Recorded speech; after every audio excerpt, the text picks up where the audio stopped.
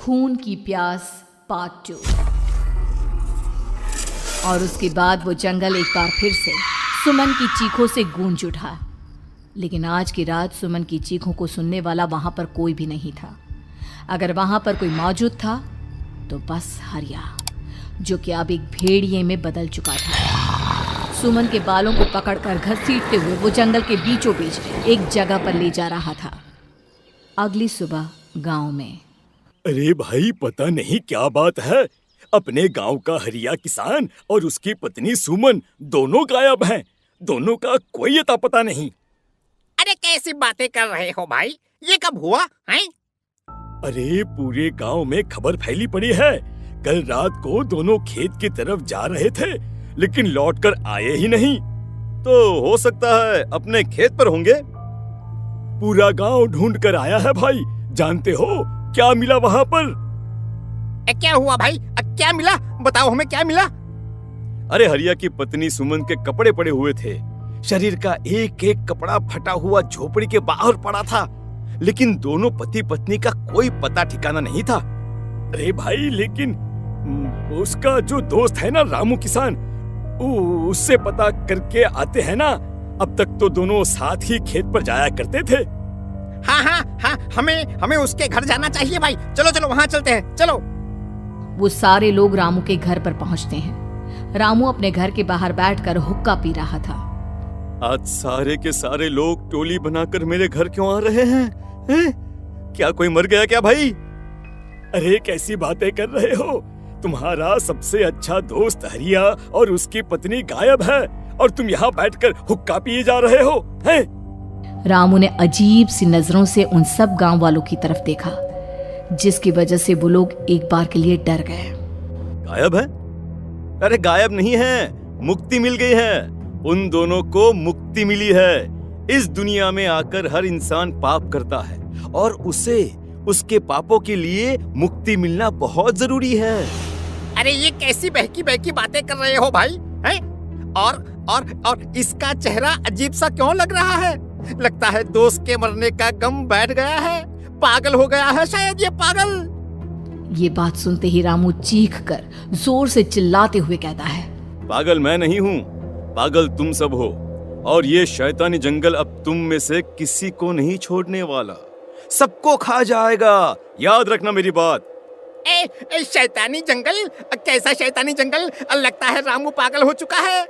हमें यहाँ से चलना चाहिए भाई। चलो। तभी रामू की पत्नी बाहर आती है। नहीं, आप लोग इनकी बात का बुरा मत मानिए। 2 दिन पहले हरिया के साथ खेत पर गए थे। जब से वहाँ से आए हैं तब से ऐसी ही बातें कर रहे हैं। भगवान जाने ऐसा क्या देख लिया उन्होंने, खेत में कुछ भी बड़बड़ाते रहते हैं। लेकिन गांव के लोगों ने कमला की कोई बात नहीं सुनी और वो सब वहां से चले गए। रात अब धीरे धीरे ढलने लगी थी। तभी अचानक किसी ने धीमी सी आवाज में रामू को पुकारा।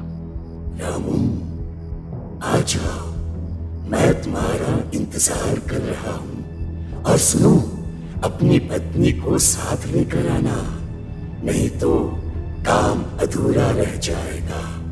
ये आवाज सुनते ही रामू के चेहरे पर शैतानी मुस्कुराहट आ जाती है। वो धीमे कदमों से अपने घर के अंदर आता है। क्या हुआ? तबीयत ठीक है ना अब आपकी? मैं तुझे अपने साथ खेत पर ले जाने आया हूँ, चल। मैं तुम्हारे साथ कहीं नहीं जाने वाली। मुन्ना गहरी नींद में सो रहा है और उसे अकेला छोड़कर मैं तुम्हारे साथ खेत पर नहीं आ सकती। वैसे भी तुम्हारे उन खेतों में भगवान जाने कौन सा राक्षस घूम रहा है, मुझे तो डर लगता है। रामू गुस्से में दांत पीसता अपनी झोपड़ी से बाहर आ जाता है और कमला गहरी नींद में अपने बच्चे के साथ सो जाती है। तभी अचानक रात को रामू की झोपड़ी के ऊपर एक साया वही गाना गुनगुनाते हुए घूमने लगता है जो हरिया के मोबाइल में बजा करता था। मैं मौत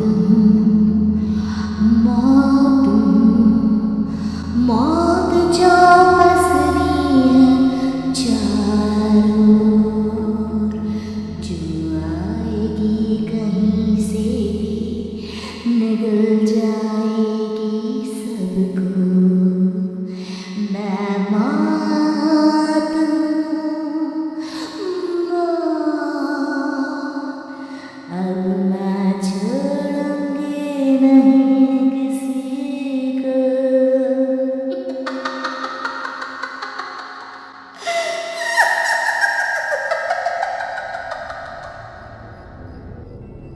ये आवाज सुनकर रामू की पत्नी कमला की आंख खुलती है और वो देखती है कि उसका मुन्ना अपनी जगह से गायब था। कमला चीखते हुए बाहर दौड़ कर आती है। वहां पर उसने देखा कि रामू ने अपने बच्चे को झोपड़ी के बाहर एक पेड़ से उल्टा लटकाया हुआ था और उसका बच्चा चीख चीख कर रो रहा था। वहीं दूसरी तरफ एक साया बच्चे के ठीक नीचे आग जलाकर उसके चारों तरफ हैवानों की तरफ नाच रहा था। छोड़ दो मेरे बच्चे को। अरे क्या कर रहे हो तुम? शर्म नहीं आती तुम्हें अपने ही बच्चे को इस तरह मौत के हवाले करते हुए? अपना बच्चा? किसने कहा ये मेरा बच्चा है? अरे ये तो उस रामू की औलाद है, इस गांव के किसान रामू की, और मेरी दुश्मनी इस गांव के हर इंसान के साथ है। क्या? कैसी बात कर रहे हो तुम? और ये औरत कौन है? ये मेरे बच्चे को खा जाएगी। तभी अचानक से उस साया ने एक बेहद खतरनाक दिखने वाली औरत का रूप ले लिया और उसकी आंखों से आग निकल रही थी। सही पहचाना तूने। मैं तेरे बच्चे को खा जाऊंगी। अगर तू अपनी इस हैवान पति रामू के साथ जंगल नहीं आई तो मैं तेरे बच्चे को खा जाऊंगी। लेकिन क्यों? आखिर क्या चाहते हो तुम मुझसे? मुझे जंगल क्यों ले जाना चाहती हो?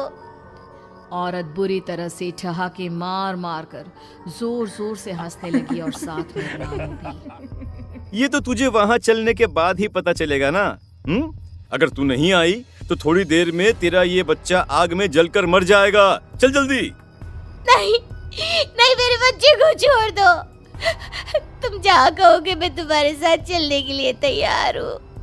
और उसके बाद उस बच्चे को झोपड़ी में लिटाकर आगे आगे वो साया चल रहा था और उसके पीछे पीछे रामू अपनी पत्नी के बाल पकड़कर उसे घसीटते हुए जंगल की तरफ ले गया। जंगल में जाने के बाद, कितनी खूबसूरत हो तुम। आज की रात बस तुम और मैं एक दूसरे के साथ रहेंगे। मुझे तुमसे बहुत डर लग रहा है। तुम्हें क्या हो गया है? तुम तो बिल्कुल ठीक थे। वो होगा जो हमारे बीच होना चाहिए। तो आओ आओ, अपने आप को मेरे हवाले कर दो। कमला ने डर की वजह से अपनी दोनों आंखें कसकर बंद कर ली थी। रामू ने बुरी तरह से चीख कर कमला से कहा, आंखें खोलो अपनी और मेरी तरफ देखो। कमला ने जैसे ही अपनी आंखें खोली उसने देखा कि रामू एक खतरनाक खूनी हैवान में बदल चुका था। कौन हो तुम? जाने दो मुझे। क्या चाहते हो मुझसे? वही जो एक आदमी एक औरत से चाहता है। मैं तुम्हारा पति रामू नहीं, बल्कि इस जंगल का एक भेड़िया हूँ, और आज की रात तुम्हारे खून से अपनी प्यास बुझा जाऊं। और उसके बाद वो जंगल कमला की दर्दनाक चीखों से गूंज उठा। अगली सुबह कमला के कपड़े भी जंगल में उसी तरह पाए गए जैसे कि सुमन के पाए गए थे। इस घटना के बाद पूरे गांव में दहशत का माहौल था। अपने माँ बाप की मौत और गांव में हो रहे इस तरह की घटनाओं की खबर सुनकर किशन शहर से गांव लौट आया था। अपने माँ बाप की बेदर्द मौत की वजह से वो बहुत परेशान था। तभी अचानक उसे अपने घर में खाट के नीचे पड़ा हुआ वो मोबाइल फोन मिला जो उसने अपने पापा हरिया को गिफ्ट किया था। अरे कितने प्यार से पापा के लिए मोबाइल फोन लेकर आया था। इसे एक दिन भी काम में नहीं ले पाए। और आखिर कौन है जो गांव में इस तरह की हत्याएं कर रहा है? क्या है इन सब के पीछे? क्या है? मुझे पता करना ही होगा, वरना एक दिन पूरा का पूरा गांव खाली हो जाएगा। इस गांव में एक भी जिंदा इंसान नहीं बचेगा। गांव के लोगों की मदद करने के इरादे से किशन अपने गांव से दूर एक दूसरे गांव में बहुत बड़े तांत्रिक के पास मिलने के लिए गया। तांत्रिक बाबा, अब आप ही कुछ उपाय बता सकते हैं। भगवान जाने हमारे गांव को किसकी नजर लग गई है। नजर नहीं लगी है, किसी ने तुम्हारे गांव को बद्दुआ दी है। किसी सताई हुई आत्मा का प्रकोप है और अब वो पूरे गांव में किसी को नहीं छोड़ेगी जब तक उसकी आत्मा को शांति नहीं मिल जाती। अरे लेकिन ऐसा कौन है बाबा? किसकी आत्मा है और कैसे मिलेगी उसे शांति? मौत है, मौत कहीं से भी आएगी और सबको निगल जाएगी। इससे बचने का सिर्फ एक ही उपाय है, लेकिन उस उपाय को करना आसान नहीं होगा। जो भी उस उपाय को करने की कोशिश करेगा उसकी जान जा सकती है। भले ही मेरी जान चली जाए, लेकिन मैं अपने गांव के लोगों की जान बचाने की पूरी कोशिश करूंगा बाबा। तो ठीक है फिर, अगली अमावस की रात जैसा मैं कहता हूँ वैसा ही करना। अमावस की रात तांत्रिक के बताए अनुसार किशन अपने साथ केरोसिन लेकर जंगल की तरफ चल पड़ा। उसके हाथ में देवी के मंदिर का सिंदूर भी था। किशन जंगल के बीचों बीच पहुंचा। ये देखकर उसकी आंखें फटी की फटी रह गई। वहां एक उबलते पानी का तालाब था और कई लोगों की लाश लटक रही थी। किशन की माँ बाप की लाश भी वहीं थी। माँ, बापू, क्या हो गया? ये क्या हो गया? तभी वहां पर एक औरत और आदमी आते हैं। उन्हें देखकर किशन चौंक जाता है। गोपाल काका, आपकी तो 5 साल पहले मौत हो गई थी। और निर्मला काकी, आप? हाँ, मौत तो हो गई थी, लेकिन तुम ये नहीं जानते कि हमारी मौत कैसे हुई थी। क्या कहना चाहते हैं आप? कुछ नहीं, बस ये जान लो कि अब इस गांव में कोई जिंदा नहीं बचेगा। लेकिन क्यों काकी? क्योंकि 5 साल पहले इन गांव वालों ने मुझे डायन बताकर पत्थर मार मार के मार डाला। मेरी कोई गलती नहीं थी। गांव का एक बच्चा क्या लापता हुआ, सारा इल्जाम मेरी पत्नी पे डाल दिया। और जब मैंने निर्मला की जान बचाने की कोशिश की तो मुझे भी मार डाला। आपके साथ ये बहुत गलत हुआ काकी, लेकिन आप जो कर रहे हैं वो भी सही नहीं है ना? तुम यहाँ से चले जाओ वरना तुम भी नहीं बचोगे। हमारी आत्मा पिछले 5 साल से मुक्ति के लिए भटक रही है। चले जाओ यहाँ से। मौका देखकर किशन सिंदूर उन दोनों के ऊपर डाल देता है। उनका शरीर जलने लगता है और वो भयानक तरीके से चिल्लाने लगते हैं। अगले ही पल किशन उनके ऊपर केरोसिन डाल देता है और वो दोनों जल जाते हैं। किशन अपने माँ बाप और दूसरी लाशों का अंतिम संस्कार करवाता है और अपने घर लौट आता है। लेकिन वो अभी भी इस बात से अनजान है कि मोबाइल अभी भी बज रहा था। मैं मौत हूँ, मौत हूँ,